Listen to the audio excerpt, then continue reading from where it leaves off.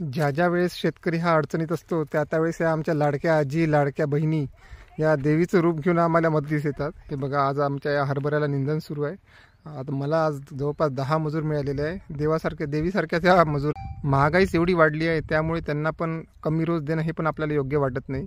शेतकरी असा पण हा मोठ्या मनाचा असतो, पण एक वेळा शेतकऱ्याला गव्हर्नमेंटनी चांगला जर भाव दिला प्रत्येक पिकाला, तर तो पण मन मोठं करून या सगळ्या लाडक्या बहिणींना, आमच्या लाडक्या आजींना चांगलं पगार पण म्हणजे देऊ शकतो, रोज पण चांगला देऊ शकतो.